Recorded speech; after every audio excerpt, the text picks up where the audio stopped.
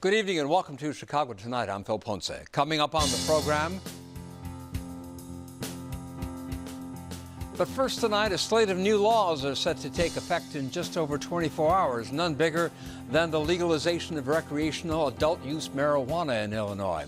It's a bit of a trip into a brave new world, as local officials say they aren't 100% sure what to expect when sales start on Wednesday.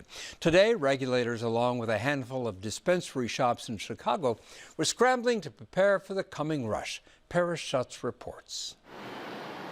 Workers were busy putting the finishing touches on the Sunnyside dispensary in Lakeview. The store, owned by cannabis giant Cresco Labs, underwent a recent name change and brand overhaul as it prepares for its first recreational marijuana customers. Come Wednesday, we're fully prepared, we're stocked up, and we have a process in place to manage the line and make sure the crowd is managed efficiently so everyone has a good experience. Today, those with medical cannabis cards tried to get their purchase in before the new year. Sunnyside is one of 11 current medical dispensaries across the city authorized to open doors to recreational users. Paul Stewart, Mayor Lightfoot's top aide on cannabis issues, says he anticipates a few hundred people lining up at each store. We're looking forward to a controlled environment. We'll be working closely with the dispensary operators, their security teams, as well as Chicago Police Department that will have a presence in the communities as well. So we don't anticipate any major issues. Some hiccups already 2 days before recreational marijuana goes online. The ATM network around this Northside dispensary went down for a few hours this afternoon, and some medical customers are skeptical the state is fully prepared for the expected onslaught. I expect there not to be any pot left. Why is that? Because there's already shortages. There's been shortages for months. A spokesman for Sunnyside says there might eventually be shortages, but not to worry. The launch of anything new where there's excitement behind it, whether it's a shoe or a new iPhone, it's hard to meet that initial thrust of demand right away. But again, if there are shortages, I don't think it'll be of all the products, and I think there'll be a replenishment of supply pretty quickly. I'm here to walk you through what you can and cannot do under the new law. The Chicago Police Department is also preparing officers and residents for how it will enforce the new laws. Marijuana use will still be illegal in public places like sidewalks, streets, and parks, with $50 fines for first-time offenders and $100 fines for a second offense within 3 weeks. But CPD says a lot will be left up to officers' discretion. We put out, as I said, bulletins so the officers will have some clear and direct guidance as far as what we can and cannot do. Also up in the air, how to tell whether motorists had too much marijuana to get behind the wheel. Illinois State Patrol officers admit there isn't an accurate scientific method yet, like the breathalyzer for alcohol. But they say they can conduct field sobriety tests to determine some level of impairment. Whether it was alcohol, if it was any other controlled substance, those indicators would identify themselves through standard field sobriety tests. Ready or not, sales are expected to be robust this week. Erkes advises customers to do some homework online in advance of showing up to the store. Make sure the whole process goes faster. Trying to understand the difference between an indica and a sativa and a hybrid and different consumption methods, whether it's smoking or using a concentrate or an edible. So when they come here, they're informed. It'll help make their decision-making process a little easier. So 11 dispensaries in Chicago can open, although one dispensary called Maribis on the southwest side says it'll hold off and wait until the dust clears on all of this before selling to non-medical customers. There are a total of 37 stores we counted authorized to open throughout the city, suburbs, and downstate on January 1st. Doesn't mean every single one of them will. And for a full list, go to our website where you will also find a guide to marijuana in Illinois. You can find that guide at WTTW.com/potguide. Paris, are there really enough supplies to keep up with the potential demand? Phil, most observers say not a chance. I mean, if this onslaught materializes as expected, so all marijuana sold in dispensaries has to be grown and cultivated in Illinois. This dispensary, Sunnyside, said it's investing, it's building its factory downstate so it can meet the demand. All these other cultivation centers have to go through the red tape and regulation to sort of expand their production. So it's going to be, I think, a step-by-step rollout. And then by May, 75 new licenses for dispensaries go online. So this cultivation demand is going to have to happen quick. And what kind of revenue expectations is the city counting on or thinking about? Modest for the city, $3.5 million in city taxes from this, partially because per state law, it cannot collect any of this tax revenue for 6 months. State is putting a 25% tax rate on products with a high THC rate. So the city tax on another 3% from there. So total prices for things like 100 grams of edibles range from $25 to $35 we saw. For about 1/8 of an ounce of marijuana flower, it would range from $60 to $70 depending on the quality and the brand. So it is a brave new world, Phil. No one really knows how this is going to go. There's really no template for how Illinois handles recreational marijuana. And Phil, I also want to wish you a happy new year and tell you that I'm very thankful for everything that you provide me and this entire program. Well, thank you, Paris. I appreciate it. Likewise. Thank you. And back with a roundup of this year's top stories in science, so stay with us. Chicago Tonight is made possible in part by the City Club of Chicago. Smart people may disagree about what makes a great city. But part of what makes Chicago great is that we don't have to agree. To run a city like ours, a lot of issues come up. The City Club of Chicago is a place to debate those issues and hear from the men and women who shape the policies, lead the industries, and tell the stories that define our city. For the free and open exchange of ideas, the City Club of Chicago. 2019 has seen some astonishing scientific breakthroughs, not least the first ever image of a black hole, a feat once thought impossible. As the year comes to an end, we've invited some of our regular science contributors to share what they regard as the most significant science stories of the year. Joining us are Daniel Holtz, an astrophysicist from the University of Chicago, who was part of the LIGO team that in 2016 first detected gravitational waves created by the collision of two black holes. Rabia Mayas, who has recently returned to the Museum of Science and Industry as Vice President of Education and Guest Experience, and Mark Hammergren, an astronomer at the Adler Planetarium. And welcome all to Chicago Tonight. And first of all, let me say thank you for all the help you've given us the past years in exploring the world of science for our viewers. But first of all, let's talk about something I just alluded to, Daniel, and that is to do with a black hole. First of all, before we start talking about it, a one-sentence description of what a black hole is. I think it's always good to rehear it. Yeah, so a black hole is a region of space and time where the gravity is so intense, nothing can escape, and especially relevant to the black part, not even light can escape. So in April, it was announced that the Event Horizon Telescope project had actually imaged a black hole.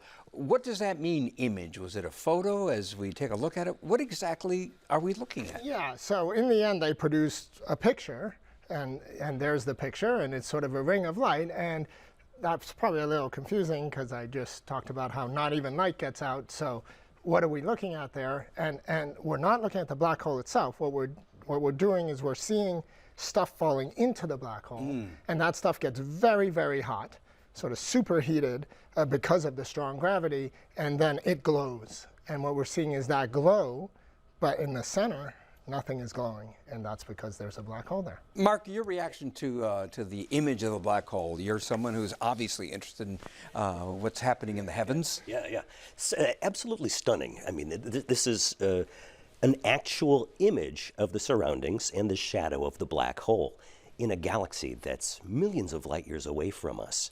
And this is a supermassive monster of a black hole, which is why it has that bright surrounding area. And from an educational standpoint, Robbie, what does an image like this do for you?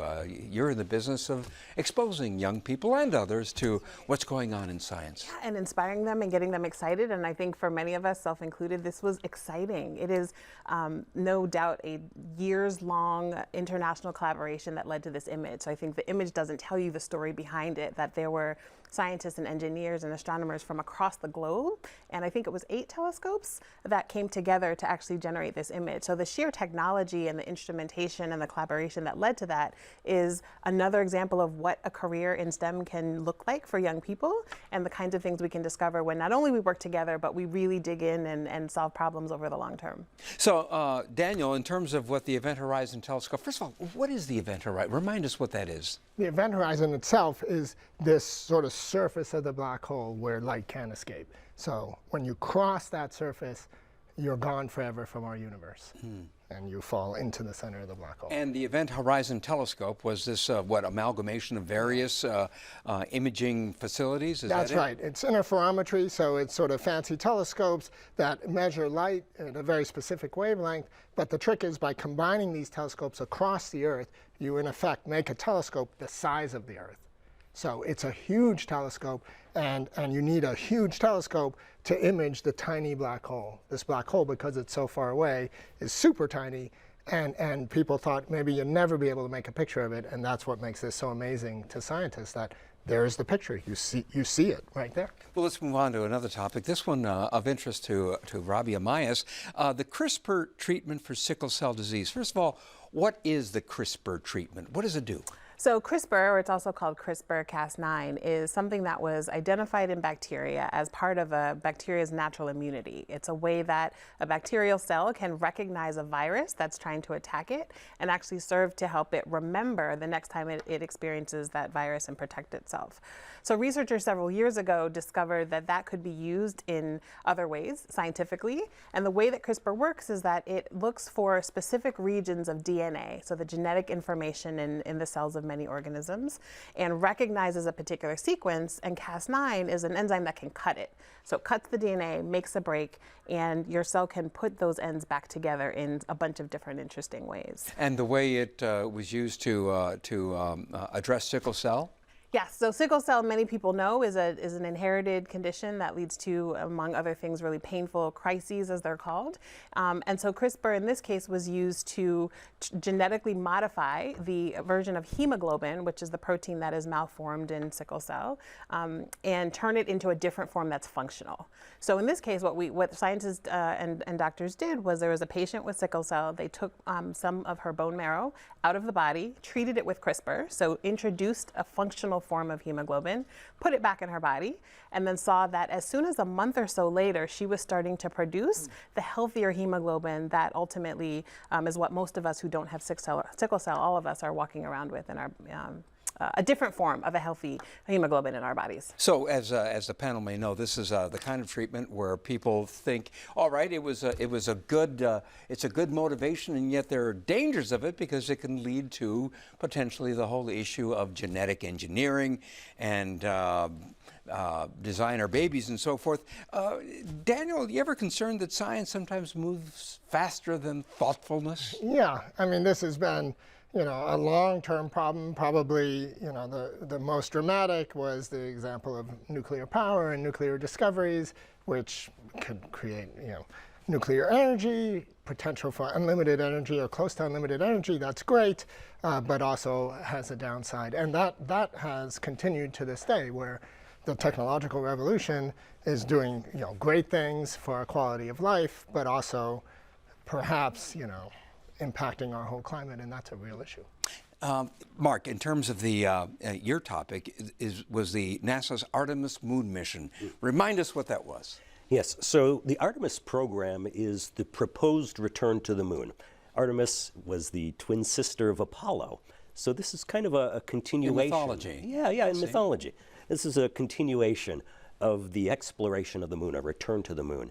And President Trump has, and his administration have proposed accelerating this return to the moon, and came out and said, we are going to land humans on the moon, a man and a woman on the moon by 2024. And that is the directive given to NASA. Regardless of what you think of these plans, this is a directive to NASA that NASA has to follow. The administrator of NASA has to follow this, has to try to pull things together to make it work. It was done before, decades ago. Is there any reason to think it can't be done again? Well, things seem to move so much slower these days. We're much more risk adverse, and accelerating a timetable like this, where we not only have to finish developing the Space Launch System, this supermassive rocket that will carry components up there, but we have to make sure that it's ready to take humans up, that it's safe to do so. And there'll be, 2 additional missions prior to that human mission to the moon. How about it? Is this a good use of money for science, or is it, would we basically be duplicating what has already been done, or is there a good reason to do it? Yeah, I mean, that's a tricky question. I mean, it's part of what you're trying to do is inspire the next generation, and certainly going to the moon is very inspirational. I mean, it seems very exciting, and especially now, the 50th anniversary of the Apollo landings, it's hard not to feel some of that, want to do that again, be part of that again. On the other hand, it's an extremely ambitious, extremely expensive undertaking, and you know, there are other things that we could be doing with you know, all that money and all that, you know, intellectual effort, and maybe this is not the first choice. Robbie, some people would say that, well, really, it's different this time around because the goal ultimately is Mars. Is this a logical first step if humankind is going to go to Mars?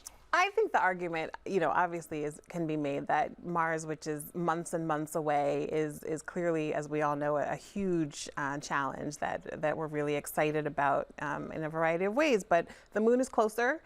It's safer for a lot of reasons. I mean, space is dangerous inherently. In the neighborhood. You know, it's a few days away. And so I think one of the things that I find really interesting is this idea of really piloting, that wasn't an intentional pun, but piloting a trip to Mars through a trip to the moon. What does it mean to spend extended time on another planetary solar body? What does it mean to look for water and develop systems on a place that is not Earth in preparation for Mars? I think there's huge opportunity for that, and for young people to, as you said, get inspired about what that could look like for them.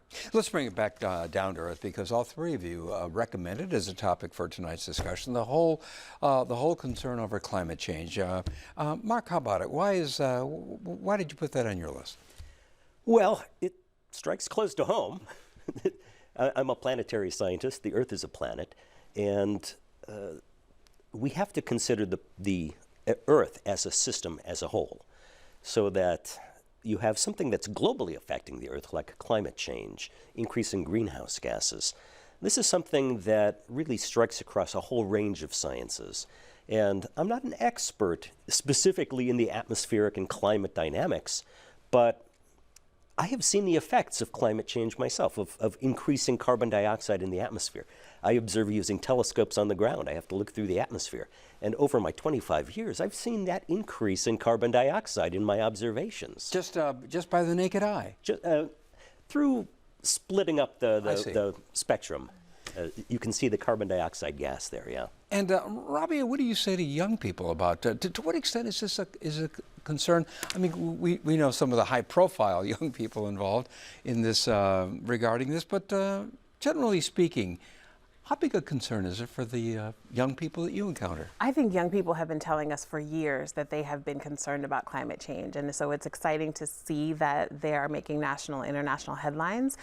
Young people from indigenous cultures around the world, from Black and other marginalized communities in this country and elsewhere have been screaming for a while about climate change, in part because what we know from data is that certain communities suffer the consequences of climate change more than others. We think about developing nations, islands like the Bahamas, that a single hurricane causes billions of dollars of damage when they contribute less than 0.25% of the emissions that are contributing to this effect. So I think it's exciting and important and devastating that young people really are taking the stage in both raising the alarm and holding adults currently accountable to securing a future for our environment. And yet, Daniel, there are, and we're almost out of time, there remain a lot of skeptics, people who don't believe it's happening. Our president, for one. What do you, in a sentence or two, what can you say to convince people that this is not pretend? Yeah, I mean, the science is so overwhelming at this point, and you know, the last few years have shown. I mean, you just look at the news, the wildfires, the storms, the rising sea levels. It's just this whole parade of disasters, and this is just the beginning. It's what was predicted. You know, I fear for the future, and we should all fear for the future.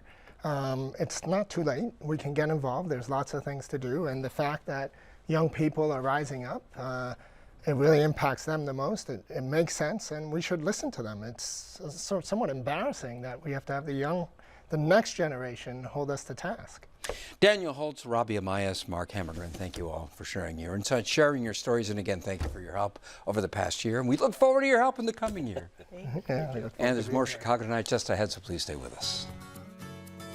Coverage of science and technology on Chicago Tonight is made possible in part by Joel M. Friedman, president of the Alvin H. Baum Family Fund. And now here's more of what's making news in Chicago tonight. State and local police agencies will be ramping up patrol deployments tomorrow night at New Year's Eve events and on roads and public transportation. Chicago Police Chief of Patrol Fred Waller says that means an additional 1,300 uniformed and plainclothes officers will be deployed, mostly at high traffic areas like Navy Pier and along the Chicago River. The idea is to boost our visibility on a night where so many people are out celebrating. Drivers will also see an increased presence from the Illinois State Police along highways and other roads. Illinois' population dropped by more than 50,000 people in 2019, according to new estimates from the U.S. Census Bureau, that is. It is the sixth consecutive year that the state's population has gone down. The Bureau's 2020 census count will include more detailed population estimates, which will be used to determine how many congressional seats Illinois receives or loses, as well as federal funding allocations. As for the weather tonight, expect some snow, perhaps 1 to 2 inches, and a low around 26. Then windy with a chance of snow, but not much accumulation tomorrow, under cloudy skies with a high near 31. And up next, a look at the words of the year, so stick around. This evening's presentation of Chicago Tonight is made possible in part by ComEd, powering lives. We have a tremendous source of untapped, efficient energy right here in our school. Let her rip, Jenny. I kind of love this idea.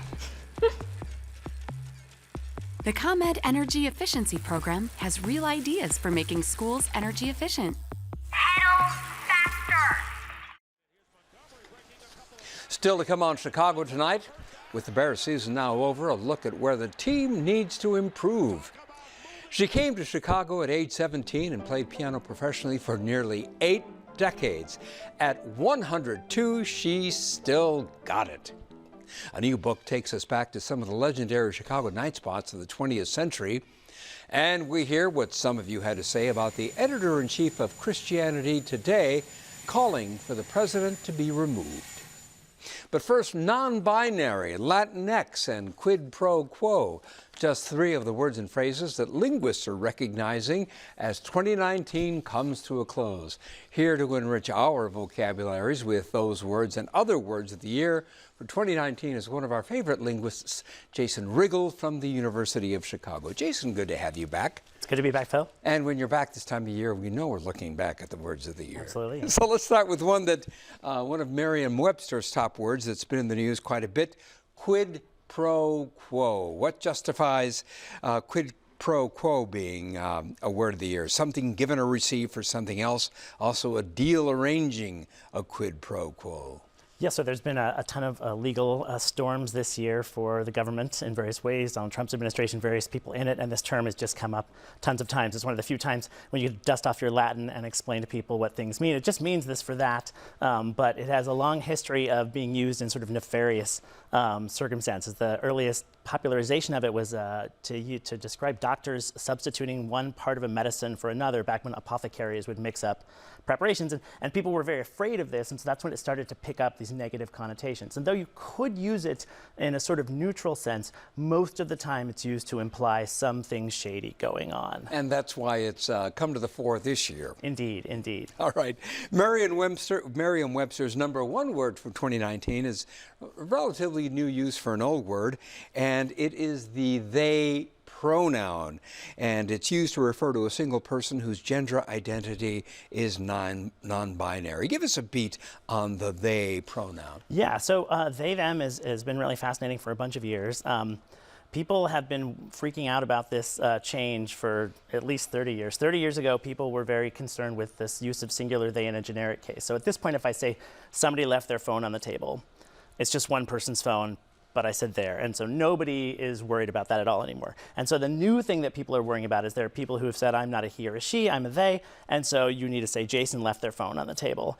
And for some people, this feels very troubling because it's very unfamiliar. And other people say, well, that's a way to express an identity that is neither he or she, so we should just let people be who they want to be. And yet, technically, it's ungrammatical. Ish. I mean, at some point we had thee and thou and you, and thee and thou went away, and we just use you. And so nobody worries that we say you are to a single person instead of saying you is, because that would be weird. And so I think the kids are adopting it in droves, and there's a few reasons to think it's not going to go away.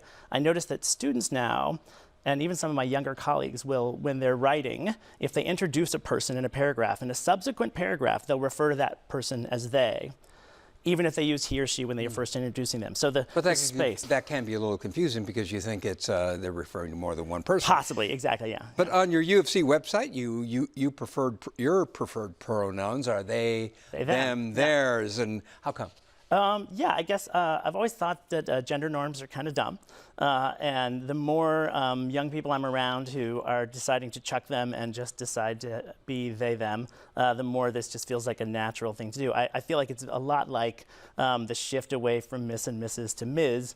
It's a thing that's going on that if you agree with it, you might as well lean into it and just adopt it. But the switch to Ms., I mean, it was a little awkward at the beginning, but now no one thinks anything of it. Absolutely. And so I would say my grandkids will look back and say, what was that he, she thing that you guys did back then? Maybe not my grandkids. So you think the days of he, she might be numbered? I do. I think maybe 100 years from now, it will just be weird niche religious sects that use he and she in their rituals. But I could be wrong. I've obviously biased. I've got a horse in this race already at this point. So, yeah. I see. But just as in the same way that once upon a time people did say thee and thou. Absolutely right. Yeah. All right. Well, this leads us to a word in the dictionary on the dictionary.com list, and the word is non-binary, and it is defined as relating to or being a person who identifies with or expresses a gender identity that is neither entirely male nor entirely female.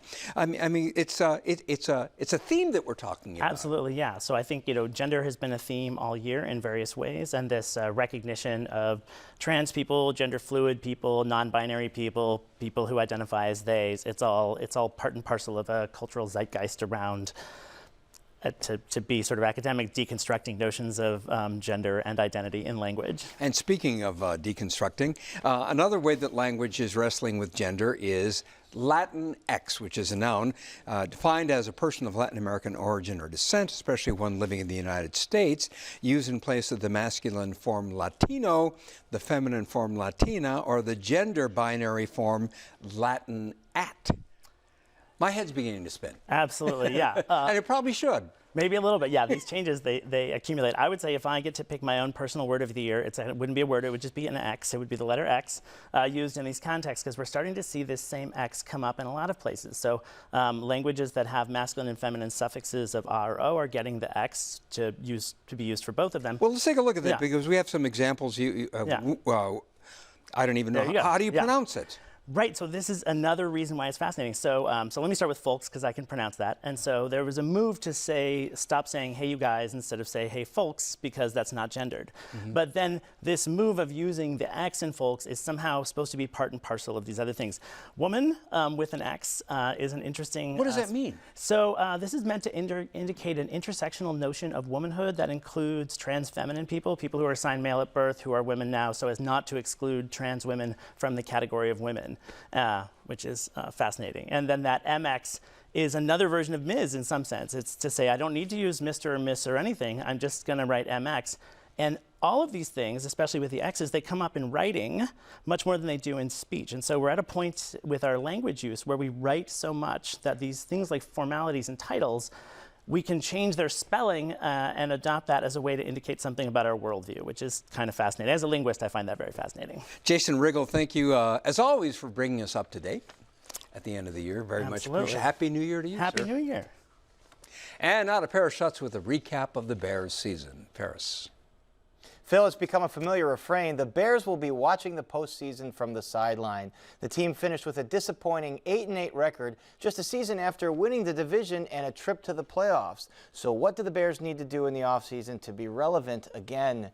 Joining us to cover the season's highs and lows and to look ahead is James Big Cat Williams, former Bears offensive lineman. I'm sad to say it's going to be the last time for the year, Big Cat, because we've had a good time. Yeah, I thought we were going to be doing a couple more shows after this. At least another couple more weeks. All right, well, something has to change on offense after this year. Nothing really went right, and really the year before the offense wasn't very good. What do you predict that change will be? I'm really not sure. I mean, there are so many things that have to be done. You have to bring in some competition for Trubisky, because I don't think you can go into the 2020 season feeling good about what happened this year. So, you know, that's going to have to be taken care of. The offensive line is going to have to be taken care of. Tight end is going to have to be taken care of.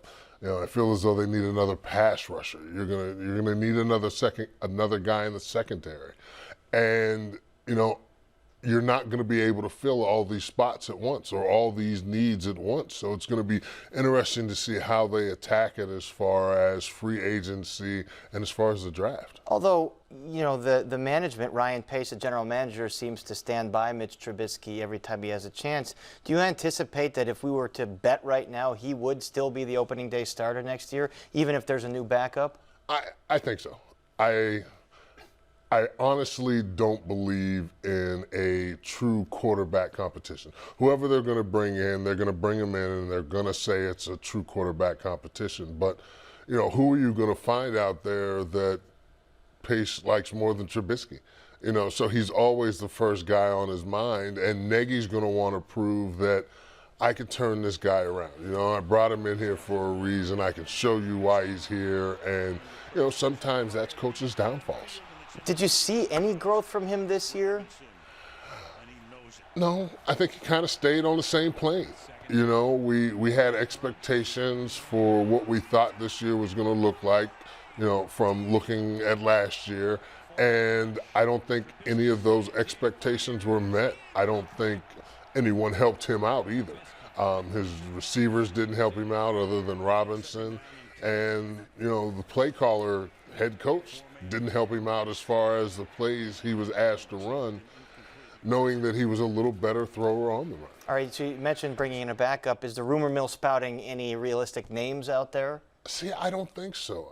You hear everybody talking about... There's no miracle fix here. There is no miracle fix, because either you're going to bring in the total opposite of Mitch Trubisky, which is going to be like an Andy Dalton, you know what I mean, in the free agent market. And I'm not sure that that's what they want. Or you're going to bring in a guy that's just like Mitch Trubisky, and you've already got a Mitch Trubisky. So they've got a lot of work to do during the offseason. And, you know, I don't know how much, with them not having an early pick, it's going to be hard for them to get the type of quarterback that they want in the draft. There's a lot of work they need to do, as you said, but they don't have a lot of draft picks, and I don't think they have a whole lot of salary cap space. Right. Can you give us a sense of how much money here they have to work with? See, I'm not sure how much money they have to work with. I'm not sure, but I know a lot of it is tied up in individuals. Like when you look at the offensive line, you'll talk about Leno Jr. and you can talk about Massey.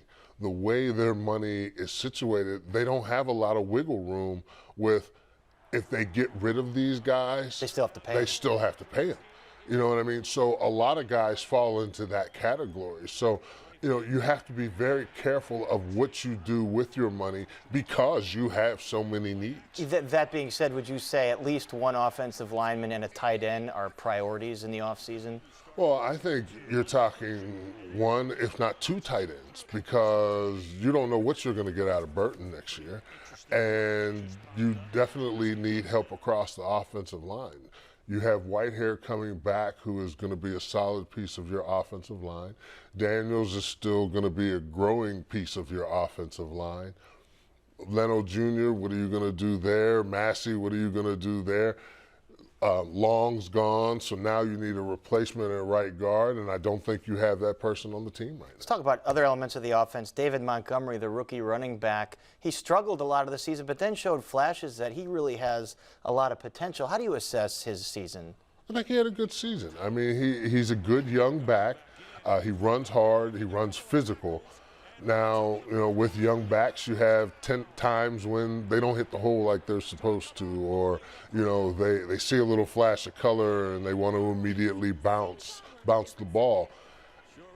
those are young players, things that you have to deal with as a team. He will get better as time goes on, but he has to be helped. You have to have an offensive line in front of him that knows exactly what the blocking scheme is, where they're supposed to be, who they're supposed to be on. You need a wide tight end that can help in the blocking. Depending on what type of run blocking you plan on doing, you might need a fullback. And in Nagy's system right now, there is no It's not the fullback. system he wants to run, too. Does he have to kind of change his philosophy to be successful? Well, see, I think that's part of the issue. We want to see him change his philosophy, but I'm sure he goes home in the evenings and says, my philosophy is great. I just need the people to run it right. Coaches could be stubborn that way. What was your biggest disappointment on this team this year? I think just defensively it was, if I had to give it to an individual, and it wasn't that he had the worst year, but Floyd. For him to be Leonard Floyd, the lineman. For him to be a first-round pick, and for there to be so many injuries, for so much attention to be paid to Mac, he needed to step up more. For him to finish the season with, I think, 3 or 4 sacks, he has to be better. Not saying that he didn't play the run well, not saying that he didn't cover well at times, but you need another pass rusher. We were all season long, we were talking about, because of all the attention Mac gets, someone else needed to step up. He needed to be that guy. In the defense, in general, kind of regressed a little bit this year, although it was still top 10 in many categories. Do you think that it can maintain this good play and even get better next year? Yeah, I think a lot of it had to do with injuries this year. You have a lot of guys go down. You have a first-year defensive coordinator with this group, and they're all going to grow together. And as they grow together, I think they'll still be back up in the top 10 next year. They have enough guys that are coming back. You have a few guys that are going to be up for free agency, but can you lose some of those guys? I mean, you got some depth at linebacker, like Trevathan might be expendable. Well, Trevathan might be expendable, but then you look at Pierre right now. Right. Pierre Lewis. He's a guy that has probably played himself out of what the Bears wanted to pay him. You know what I mean? He's come in the last couple games and he's shown off. He's made a few mistakes, but at the linebacker position, he's kind of showed what he has. And they might not want to pay him what he deserves now. So we're going to hear from Ryan Pace tomorrow at a press conference for the first time in a while. Do you anticipate any organizational change, any coaching changes? I don't know. This news conference is coming so soon after the season. They're going to say we got to go back and look at the exactly. tape. They're going to give us the excuses of, we have to go back and look at this. We have to go back and look at that. This guy played well for us at times, but other times he didn't. We have to see what is going on. I just think there's going to be a whole lot of that in the press conference. And he'll say we need competition at every position, not just the quarterback, to kind of skirt that question. Yeah. All right, very quickly, what's your Super Bowl prediction?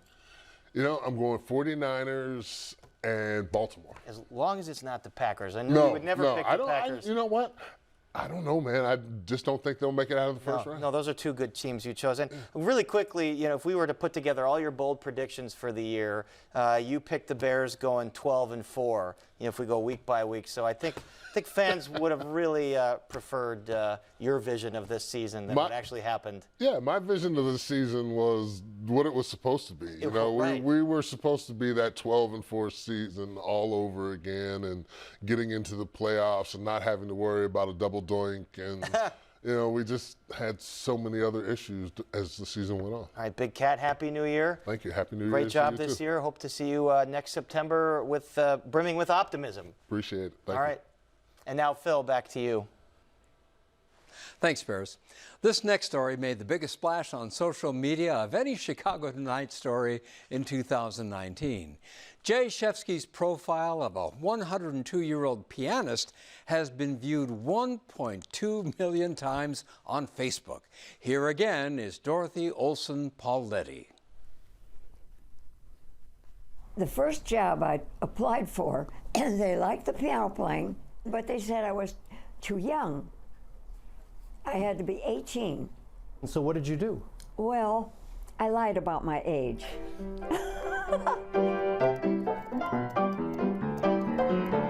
It was 1934 when 17-year-old Dorothy Olson Paletti arrived in Chicago. And we're visiting her 85 years later. I am 102 years old. For nearly 8 decades, Dorothy has been a busy working pianist in Chicago, playing in hotels, nightclubs, restaurants, and on radio.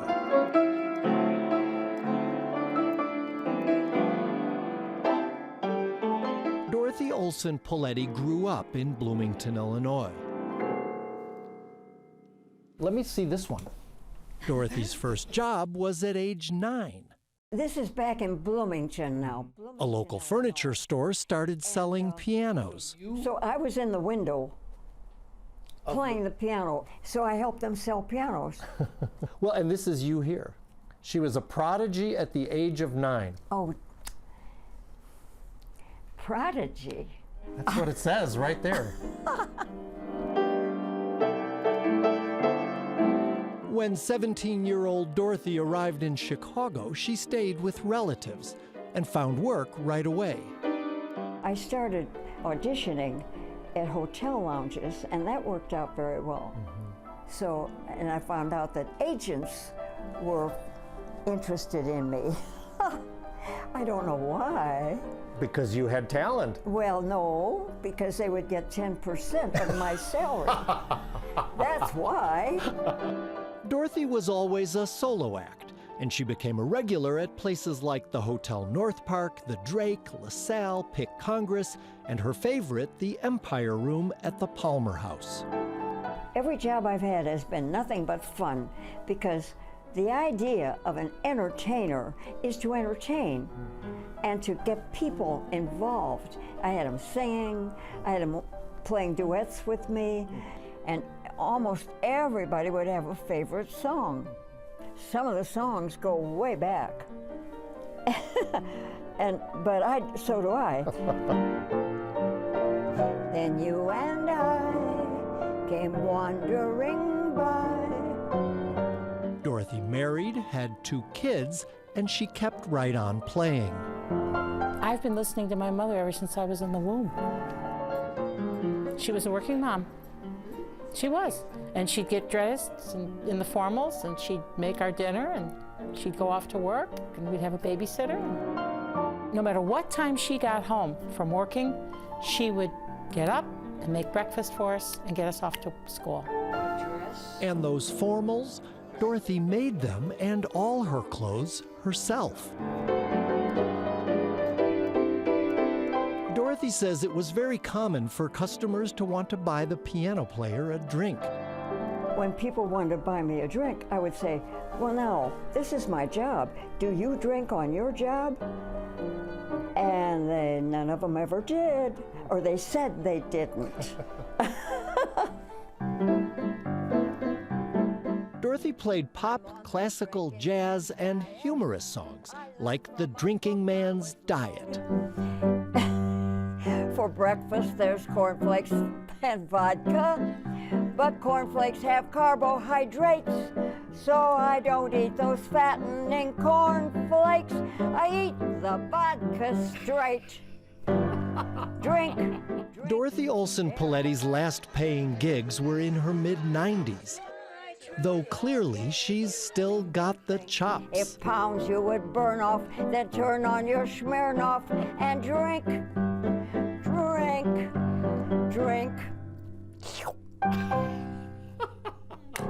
For Chicago Tonight, this is Jay Shefsky. It goes on and on. Yeah. I'm sure it does go on and on. She's going on and on. After the story first aired back in April, the Palmer House invited Dorothy to return to the Empire Room. She was welcomed in the lobby by cheering Palmer House staff. Then she and her family were treated to lunch in the Empire Room while being serenaded by Chicago musicians.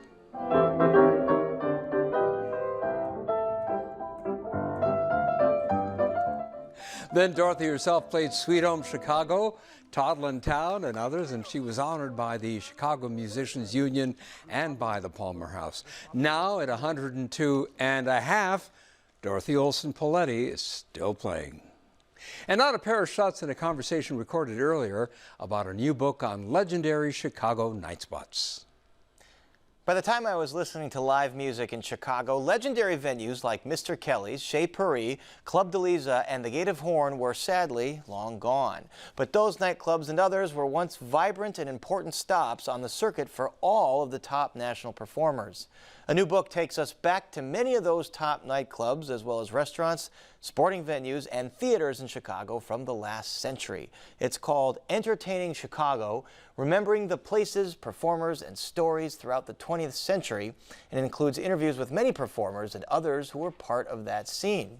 And joining us now are the book's authors, Neil Samors, who has created 26 books on Chicago history and culture, many of them we've featured on this program, and Bob Dauber, a creative consultant and host of a weekly jazz show on WLCB radio. And they're both Chicagoans, and at least some of these clubs were still around when they were coming of age, and I'm sure you have personal stories at many of these clubs. Neil Samors, first, how did this book come together?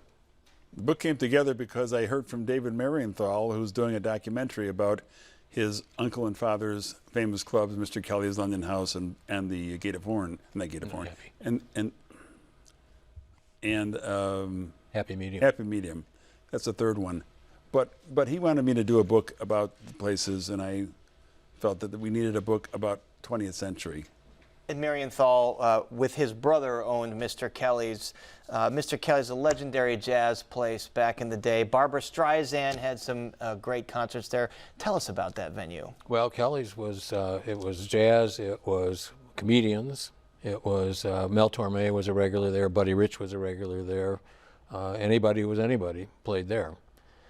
And London House was more jazz. London House was the other place owned by the same person. Right. And Barbra Streisand played there, but Neil, you were telling me before we went on the air, she eventually got a little too expensive for the owners. Well, even better story than that, Paris. When she first performed there, she wasn't drawing big crowds. And in fact, the owners went out onto Rush Street and gave out tickets to quote-unquote people who were out on the street, and they filled up the theater so that she'd be happier about it. So by the time she came back, she was a little bit bigger of a star, and how much was she commanding? Well, when she recorded her first albums in the early 60s, so when she came back, instead of $750, she wanted $10,000. Bob Dauber, another place notable in jazz circles in the Loop was the Blue Note. Yep. And it was one of the first places to sort of have an integrated performer list and integrated audience. Tell us about the Blue Note. Blue Note was, well, it played host to, again, anybody who was anybody in the jazz world. I have a story in here about my prom night in 1958. Do tell. Okay. What the deal was, the prom was held up in Evanston, but then afterwards we were going to go to the London House to hear Errol Garner, pianist, who wrote Misty, by the way. Right, great song. And then go to the Blue Note to see Duke Ellington. And I was just kidding around, but I said to my girlfriend, it's going to be great to see Duke again. She said, do you know him? And I said, of course I do. And so I was, again, just kidding. And when we got there, we went up the stairs, because that's where the under 21s would have to sit. And we walked up the stairs, and Duke Ellington was standing at the maitre d's podium. And he took one look at me, and he said, hey, man, how are you doing? Gives me a big handshake, you know, like that. And my girlfriend is standing there like... in awe. And you slipped him the $20 bill right after that. Who had a 20 in those days? Come on. Neil Samors, the Blue Note, was the audience as integrated as the performers? Yeah, and the great story about the integration, Frank Holzfein, who owned the Blue Note, became friends with a man named Dave Garroway, who people will know from sort of the first person on the Today Show. Dave Garroway had been in Chicago, he went to New York, but he was in Chicago, and Garroway came down and loved jazz, and he said to Holzfein, you really may have to make certain that you have an integrated club. Let the blacks and whites be together here. Another integrated club was on the south side. It was called Club de Lisa, owned by an Italian guy.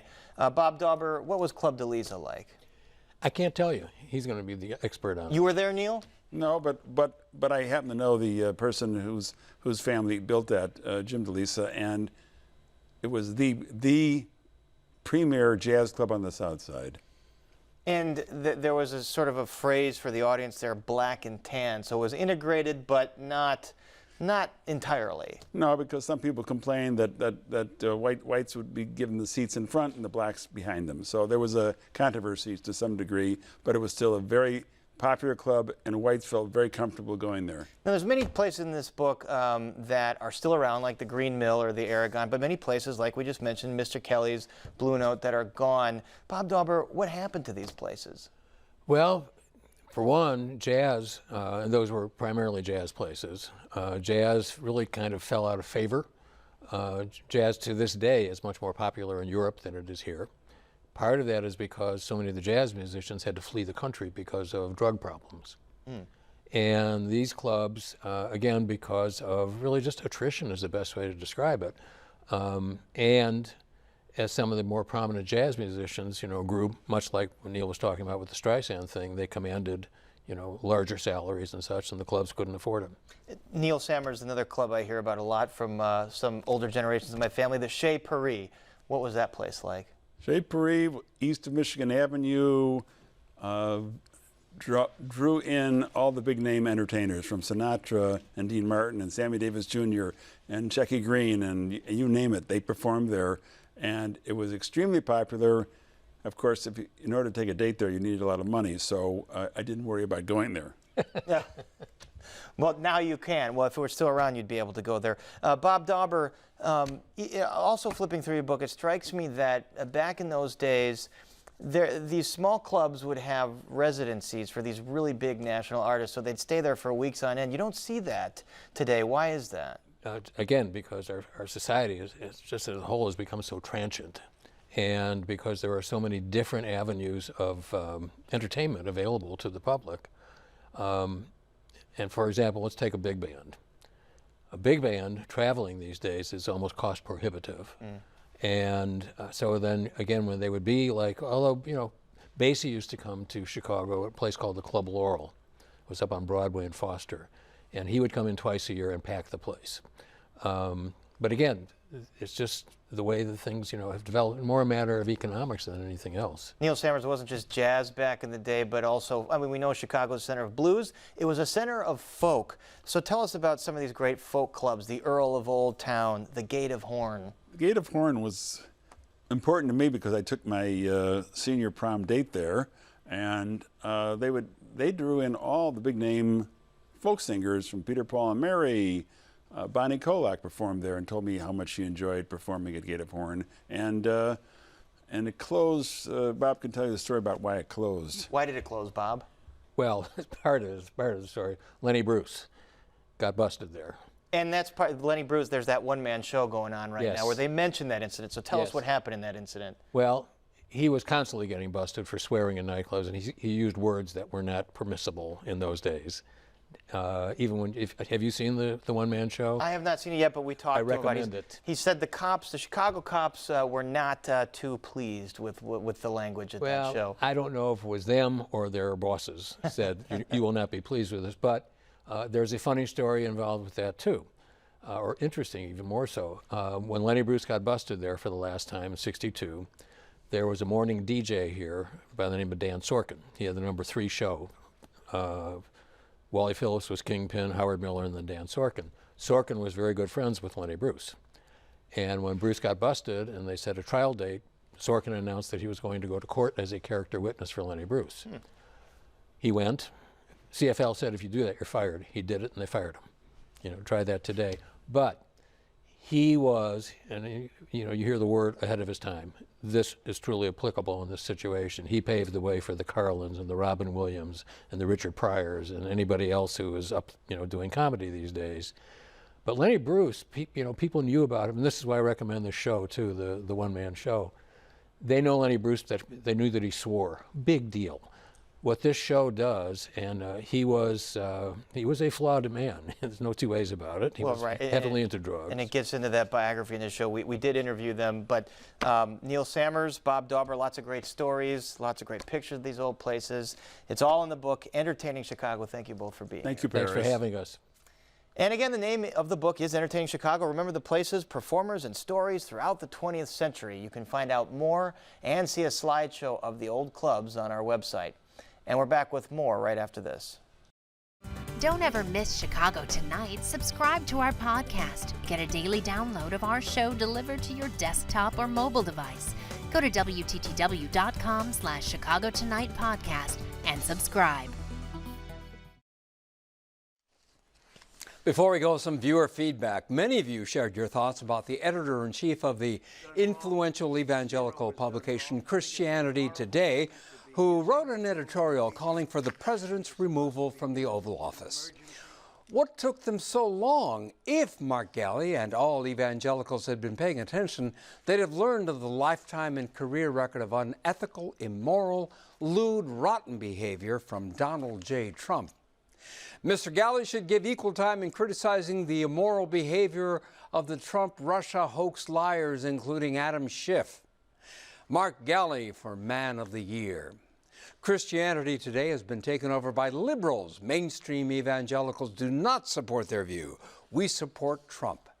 It's not the evangelical argument, but rather an evangelical argument. Pastor Galli speaks for a specific group of Christians and arguably not close to a majority.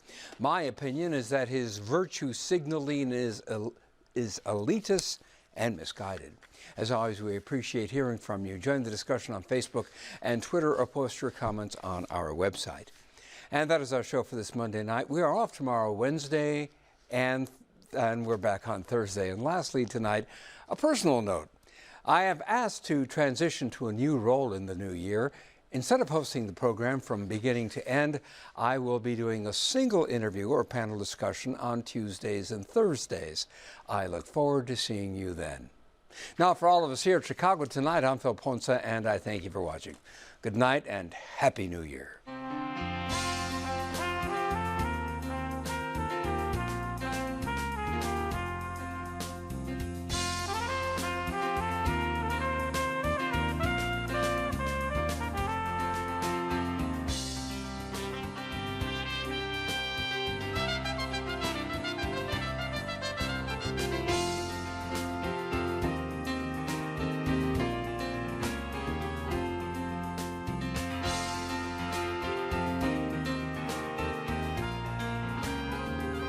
Closed captioning is made possible in part by Robert A. Clifford and Clifford Law Offices, wishing all a happy and healthy holiday season.